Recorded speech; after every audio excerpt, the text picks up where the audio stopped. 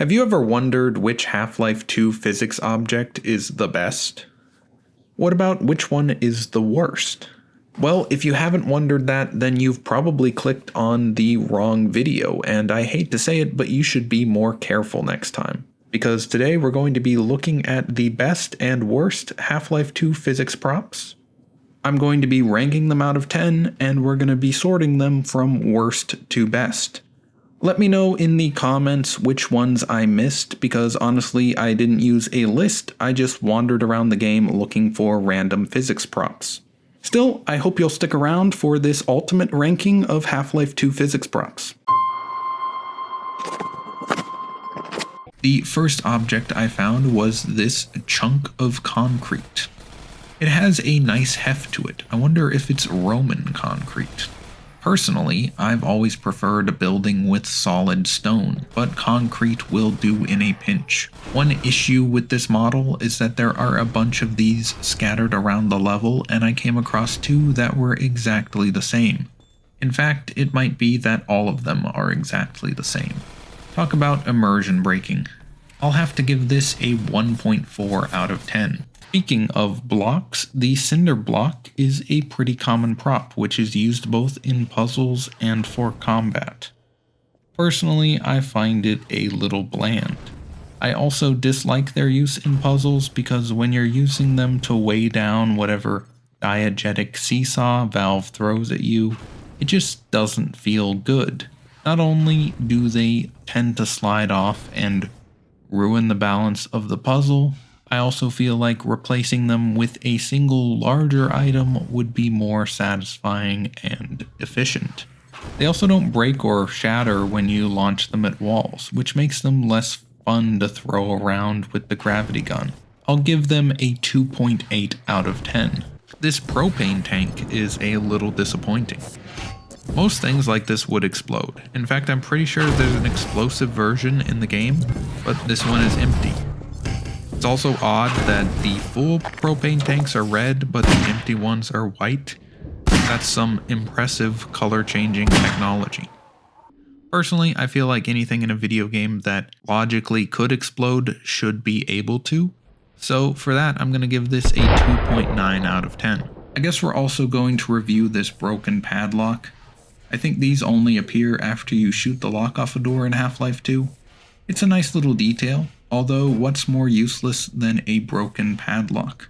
I believe the Mythbusters actually proved that you couldn't shoot the lock off a door with only a 9mm pistol, so technically this is unrealistic. I'll give it a 3.4 out of 10. This boat is interesting because you can't move it with the gravity gun unless you break it first. I guess I'll have to rate the little pieces of the boat instead. I'll give them a 3.8 out of 10. I also found this phone in the train station. I picked it up and the cord is broken. I suppose it could be one of those wireless phones that kids these days use. Who knows? The best I can do is chuck it at some guy's head. How's that for long distance communication? I'll give it a 4.4 out of 10. These beer bottles might be the beers that Barney owes you. If so, he's already polished them off. That's outrageous and unfair, so I will have to dock points. I'll give these a 4.5 out of 10. Take a look at this road sign. This is supposed to be an international style road sign which tells drivers that there is no stopping or parking along the roadway. Technically, the standard for the stopping prohibited sign is that it must have a blue background. So I've got to take points off for that. It's also important to note that you can't just pull the signs out of the ground with the gravity gun, you have to run them over with the car first. I'll give it a 4.5 out of 10. Up first, I found what I think is a 2-liter bottle. Usually, such a bottle would contain soda, but this one is empty. I think all the bottles in this game are empty, so that's nothing special. It wasn't until Half-Life Alyx that we finally got liquid in bottles. Now that's innovation. It's an orange bottle, so maybe it once contained orange soda. I'll give it a 7.4 out of 10. This blue milk crate is interesting. It's kind of strange that they included milk crates in the game because they were a relic of the past, even when Half-Life 2 first came out. I guess people use them for other things now, but most people these days are probably asking how it is supposed to hold milk when it has all those holes in it. To be fair, it can hold this can of paint just fine, but it really struggles to hold these flower pots, either shattering them or shooting them up in the air if you try to pick it up. I'll give it a 5.3 out of 10. This tire can make for a decent projectile when fired from the gravity gun, but it's a bit boring. Anyways, have any of you seen that movie where a tire rolls around the desert killing people? At least you can recreate it with Half-Life 2, so that's nice. I'll give this a 5.5 out of 10. Another person wanted me to review these weird giant blade things that you find in Ravenholm. They look cool, and it seems like a good idea to use it to fight the zombies, but I always find that it ends up just getting stuck in the cramped hallways of Ravenholm and that it's not actually that useful, so I'll give it a 5.6 out of 10. Personally, I feel like the cardboard box is inferior to the wooden crates because it's less fun to destroy with the gravity gun. Still, it's a decent prop, so I'll give it a 5.9 out of 10. In the dark, I found this bottle of 606. It's supposed to be some kind of cleaning supply product, and according to the Half-Life wiki, it might be a nod to a product called the Formula 409. Just for fun, I'm going to give this a 6.06 out of 10. What about this cardboard box? Well, it's pretty normal. It makes a good shield against the Metro cops, but it will eventually crumple. I'll give it a 6.1 out of 10.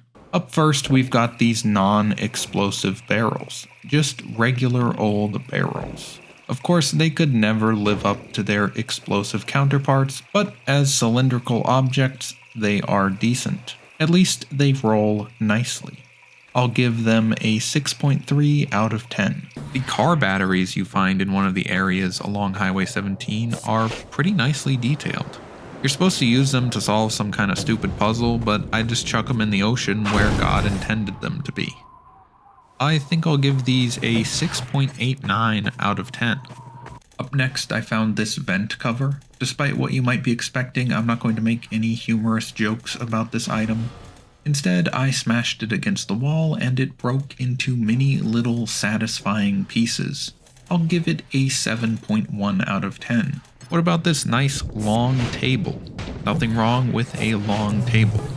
One conspiracy that I have is that they don't make tables like they used to. Today's tables are flimsy, weak, and decadent. This one looks like a good table though. 7.2 out of 10. I probably should have reviewed the hopper mine earlier, but since I found it here, let's talk about it. I love how Half-Life 2 lets you take the Combine's defenses and repurpose them for your own use. However, I mostly just chuck these straight at enemies instead of setting them up like the game intends. I'd say they're most useful in that antlion tower defense section of episode 2, but in a lot of situations they're just not that much different from an explosive barrel. I'll give these things a 7.4 out of 10. Got your basic wooden crate. Now, I'm not talking about the ones that have ammo or health in them, we're just talking about the ones used either as decoration or for stacking to climb over obstacles. These are decent wooden crates. They certainly look the part, and when blasted against a wall with the gravity gun, they splinter and break quite nicely. One question I have about them is why are they always empty? Still, they're fun to stack, so I'll give them a 7.5 out of 10. This shoe looks like a decent sturdy work boot. It's a shame that there's only one of them. I'll give it a 7.6 out of 10. This rock is quite similar to the log in terms of its use as a weapon in the game. However, it does have the tendency to break into little bits when fired from the gravity gun, rendering it slightly less useful. Again, it has an appropriate amount of moss or perhaps lichen that you'd expect from a rock found in a boreal forest, so I'll give it a 7.6 out of 10. Someone wanted me to review these traffic cones along Highway 17. They seem perfectly serviceable. I'll give them a 7.7 out of 10. Speaking of the flower pots, they are quite fun to shatter on the pavement. I feel like they look slightly more sturdy than they actually are, but that's a minor quibble considering how satisfying it is to smash them. I'll give them a 7.8 out of 10. The engine block is a nice heavy prop, good for flinging into the faces of your foes using the gravity gun. It has a nice metallic shine and hits about as hard as you'd expect it to. I'll give it a 7.8 out of 10. Like the engine block, the automotive tool cabinet is a nice big heavy item. Certainly it will put an end to almost anything you launch it towards using the gravity gun. I'll give it an 8.1 out of 10. I also found these empty tin cans. We can presume that they once contained baked beans, but of course the Combine suppression field has eliminated all beans, so now they are empty. There's a few varieties of this model, including one with a half-open lid. I'll give them an 8.1 out of 10. Inside the apartments, I found this bicycle. It looks exactly like the kind of thing that you would find in a post-apocalyptic apartment complex. Sadly, the tires are long rotted away, but technically you can ride a bike without tires. It's just not recommended for you or the bike. I think it deserves an 8.2 out of 10. Next up, someone requested that I review the cable spool.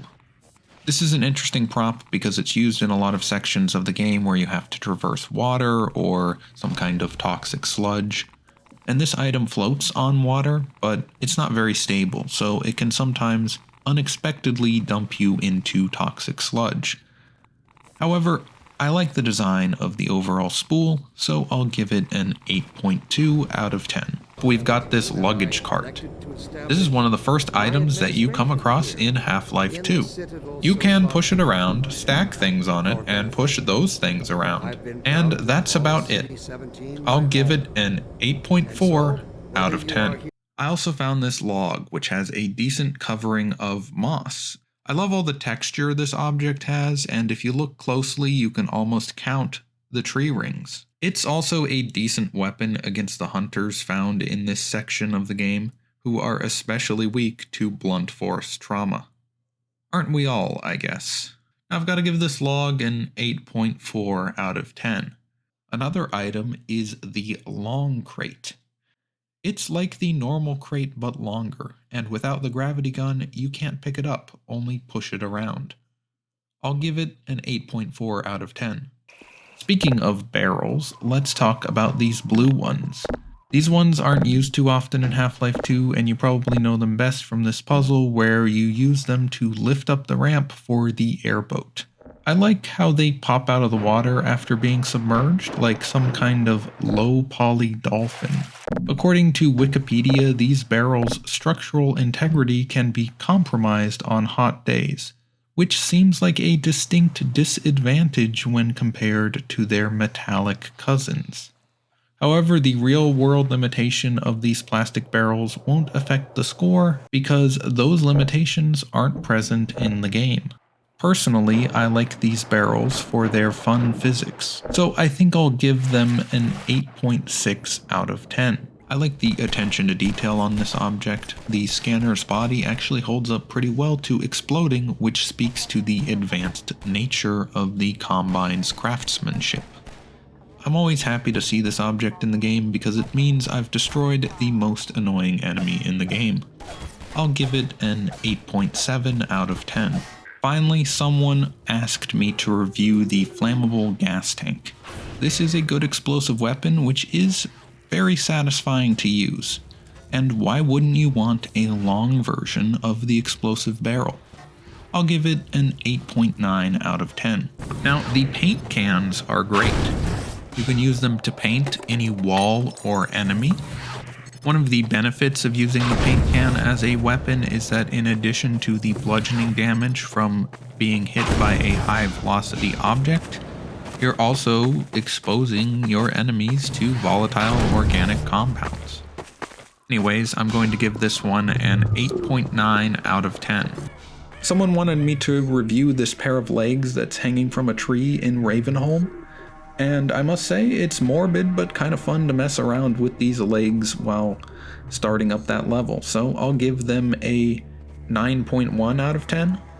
The Combine Armored Personnel Carrier is one of the larger objects that you can move with the gravity gun. It's so satisfying to flip it over and push it into the ocean. I'll give it a 9.2 out of 10. Let's take a look at this doll, which you can find in the playground area during the first chapter of Half-Life 2. This item is interesting because it alludes to the fact that due to the Combine suppression field, the world of Half-Life 2 is a world without children. Its weathered and broken state implies that it has been abandoned here for many years. Personally, I think it adds a nice touch to the world building of the game, because it reminds the player of what has been lost. The doll also makes a creepy little sound when you pick it up. Honestly, I'm amazed that the batteries still work. I'll give it a 9.4 out of 10. This shipping pallet is such a quintessential Half-Life 2 prop. Honestly, I'm not sure why, but when I think of Half-Life 2 props, I think of this pallet. They're probably most useful in the sand traps level, when you're using them to avoid touching the sand, but they're still decent projectiles for lobbing at enemies in other levels. I tried breaking it against this cliff face, and as you can see, a little piece got stuck floating in the air. Hopefully, for the 40th anniversary update, Valve will fix this. I'll give them a 9.4 out of 10. The flare is probably the most memorable item added in Episode 1. They like to turn off the lights a lot in this game, and since Gordon's own flashlight has a battery life shorter than the average TikTok scroller's attention span, you better believe you're going to be using these as much as you can. You've also got to appreciate the lighting and particle effects here. I know it's nothing compared to today's ray tracing and shark tracing, but you've got to admit it's cool. I'll give this item a 9.5 out of 10. In some abandoned buildings, you can find the ultimate physics object in Half-Life 2, the mattress. Look at this disgusting thing. It's gotta be infested with all sorts of nasty critters. Still, when you pick it up, it's got the most satisfying physics of any object in the game. It jiggles and bends in a way that no normal mattress would. But you've got to admit that it's fun to launch it around the empty roads of Highway 17. You can even chuck it into the ocean to give it a much needed wash. It even floats on the water and can be retrieved with the gravity gun. I tried to see if you could use it as a makeshift raft, but it seemed like Gordon just passed straight through it. You can also use the mattress to kill people. Personally, I give this item a 9.7 out of 10. Lastly, I found this luggage case, and honestly I think it's pretty good. It's the kind of baggage that they just don't make anymore, and it has a rustic charm to it. You wouldn't see this kind of thing circling the baggage carousel at Newark Airport, and that says a lot about the decline of society. I chucked this piece of luggage at a Metro cop to try to recreate that suitcase commercial with the gorilla, but instead of attacking the baggage, he went after me instead. Regardless, this is a good item. I'll give it a 9.7 out of 10. Next up, I found a Chinese food takeout container. There's a few of these scattered around the City 17 levels of Half-Life 2, and honestly, I'm not sure why. Most people seem to be waiting in food lines for government-mandated slop, so it doesn't make much sense that there's a takeout place just around the corner. Some have suggested that it could have been left there for many years, but the train station where I found this one does have someone sweeping the floor, so who knows? Maybe Half-Life 3 will finally answer this question. I'll give it a 9.9 out of 10 for the mystery. The saw blade is one of the most satisfying objects to use with the gravity gun. While other objects might explode or do bludgeoning damage when launched at your enemies, the saw blade will neatly bisect them. This one is certainly a must-have when going through Ravenholm, but I'll pick it up whenever it shows up in the game. I'll give it a 9.9 out of 10. Up next, let's talk about the watermelons you can find hidden around the levels of Half-Life 2. According to a note found in his lab, Dr. Kleiner feeds these watermelons to his pet head crab. I'd love to see a head crab try to eat a watermelon, so hopefully Valve adds that to Half-Life 3. Also, the watermelons do explode in spectacular fashion when fired from the gravity gun, so in a first for this series, I will be awarding a perfect 10 out of 10. Another person asked me to review the cans that come out of the vending machines. These are, of course, Dr. Breen's Private Reserve, the premier brand of beverage in City 17. You know, I almost said Mr. Bean's Private Reserve, which is also something that should exist. Honestly, these are iconic. How could you not want to drink a beverage held in a can adorned only with a greater than symbol and a capital B? According to the Half-Life Wiki, the greater than symbol is a reference to a common typing mistake when using the shift key to type in all caps, because it is possible to accidentally type the greater than symbol instead of a period. It seems that the Combine should have hired a proofreader. This is also the can from the memorable pick up that can moment in Half-Life 2, making it possibly the most famous prop in the game.